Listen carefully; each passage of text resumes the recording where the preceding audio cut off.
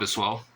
Lançado em 1973, O Exorcista se tornou um dos filmes mais impressionantes e mais icônicos quando se trata da temática de filmes sobre possessão demoníaca e exorcismo. Dirigido pelo William Friedkin, foi um grande sucesso de bilheteria no mundo inteiro. Aqui no Brasil ele chegou com um pouquinho de atraso, né? Chegou em 1974.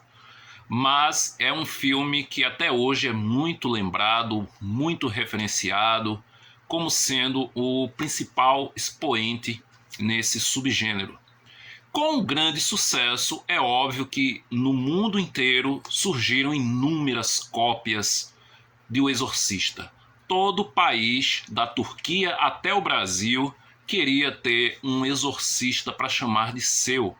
Algumas dessas ditas cópias não se tratavam de meras cópias, algumas elas se destacavam pela sua originalidade, pela sua abordagem diferente, e duas delas, coincidentemente, saíram no ano de 1974.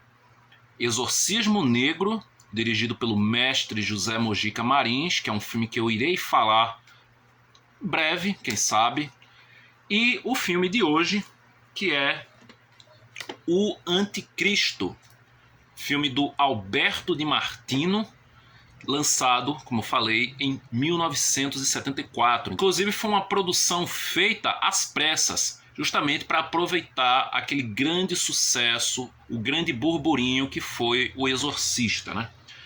Porém, o que o Anticristo difere muito de O Exorcista é que o Exorcista vai para uma linha muito mais do drama psicológico.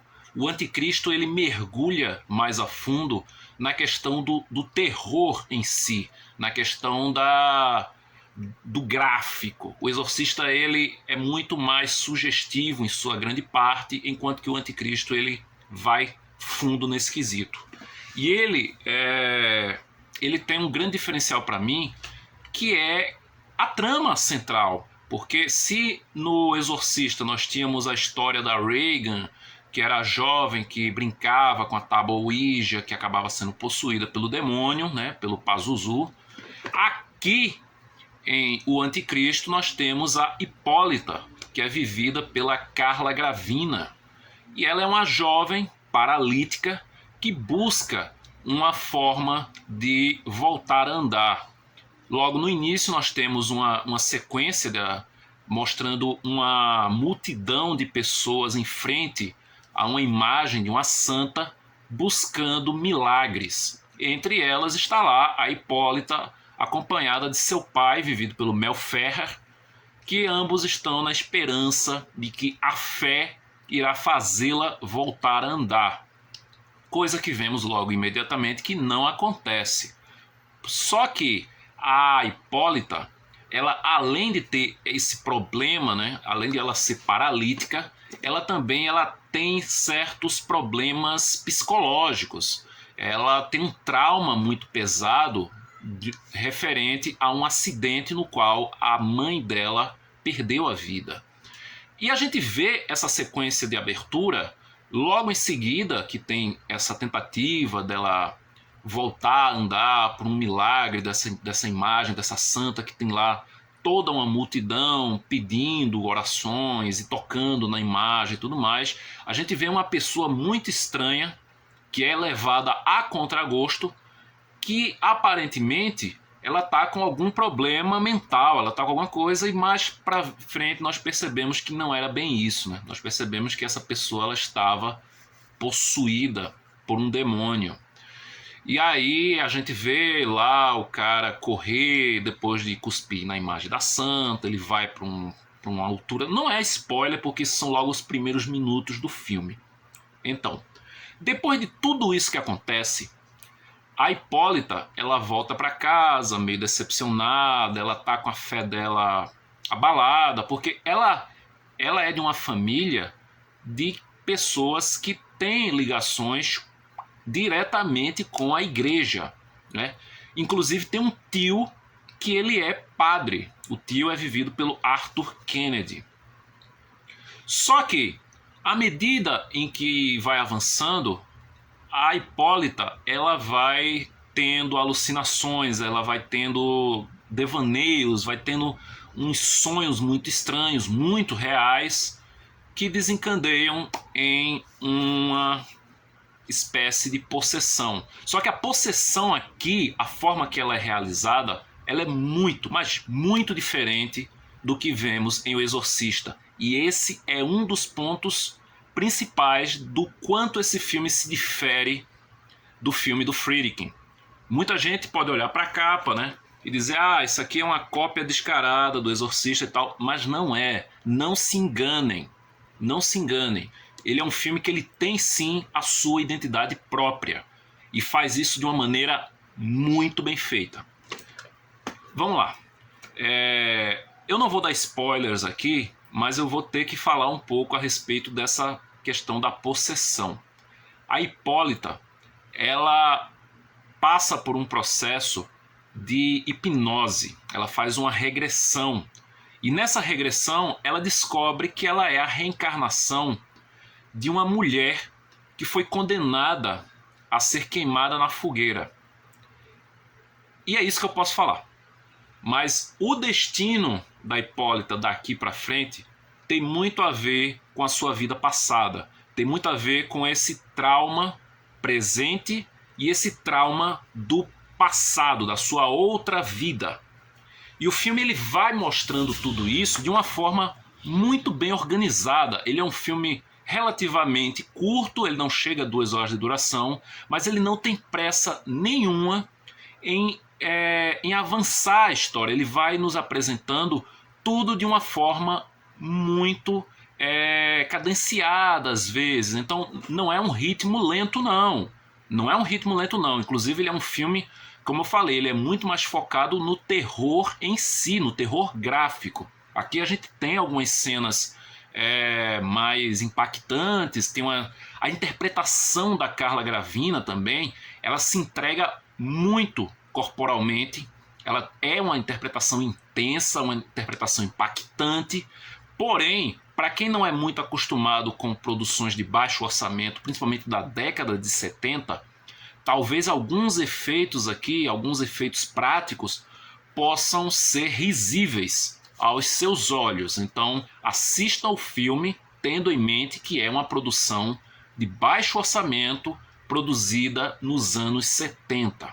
Então, tendo isso em mente, embarque nessa jornada macabra, onde nós vamos acompanhar toda essa saga da Hipólita e os seus parentes e outras pessoas ao redor dela tentando ajudá-la, sem saber de fato que ela está sendo gradativamente possuída por um demônio.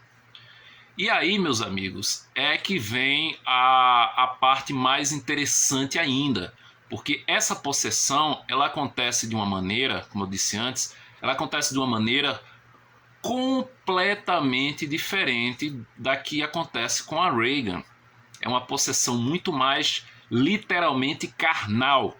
E a sequência que mistura um acontecimento do passado com a sequência no presente da Hipólita é muito legal. E é bem sinistra também, né? A gente vê lá um ritual muito macabro sendo realizado, uma espécie de missa negra, e tudo isso intercalando com a Hipólita do presente. É um filme que eu gosto pra caramba. Ele foi lançado aqui em DVD, essa edição aqui, pela London, né? Pela One Films, London, Darkflix, enfim, escolha o nome que você desejar, porque ela já teve inúmeros nomes. Uma edição simples, só vem de extra um trailer. Merecia ter mais algum material extra, talvez não exista, né? E ver esse pôster aqui, bem bacana, esse mini pôster.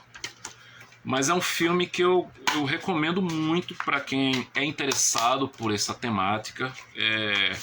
Vai se surpreender se você for assistir com isso em mente, que eu falei, né?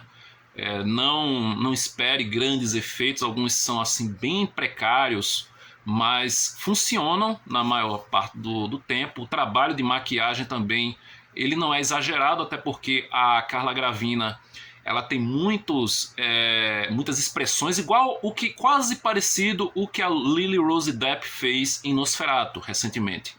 Ela é uma interpretação muito corporal, muito de expressões mesmo. Quando vem a maquiagem, é mais quando realmente a possessão ela está num nível muito mais extremo. E uma outra coisa que eu não posso deixar de mencionar aqui é a trilha sonora desse filme, que é composta por ninguém menos do que o grande e saudoso mestre Ennio Morricone. E uma trilha sonora macabra, uma trilha sonora que ela fica ecoando na sua cabeça depois que o filme termina.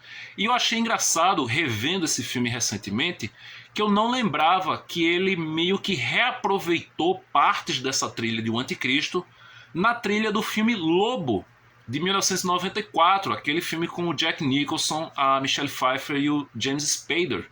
Tem um tema específico, um tema quase que central na trilha de Lobo, que faz parte daqui, de O Anticristo. Isso realmente eu não me recordava desse detalhe. Quanto à questão do exorcismo em si, é tanto que o filme ele foca nesse lance do exorcismo na sua reta final, assim, nos 15 minutos finais aproximadamente. É ali onde entra aquela questão que todo mundo falava, né? Ah, esse filme é uma cópia do Exorcista. Ali sim, ali tem toda aquela cartilha do Exorcista, o vômito, as coisas se mexendo ao redor, a questão da luta da fé contra o demônio, enfim, tem tudo aquilo ali. Mas ainda assim tem elementos que são próprios desse filme, que eu não me recordo de ter visto em outro filme, nem no próprio Exorcista. Tem coisas que realmente fazem parte dali.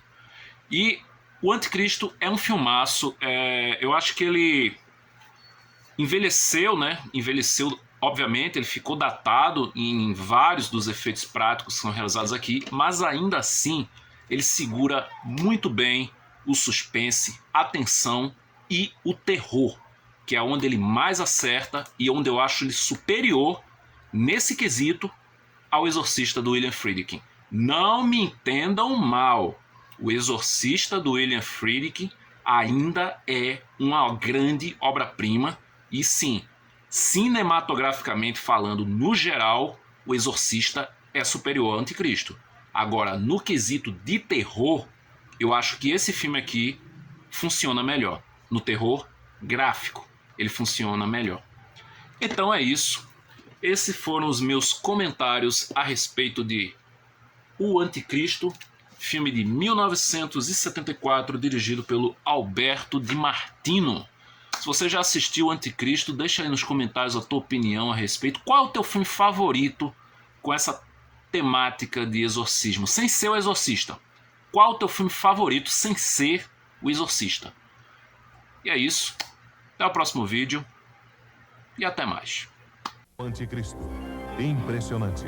Demoníaco. E só um poderoso exorcista poderá impedir o nascimento do Anticristo. Procure esse sucesso na sua locadora preferida.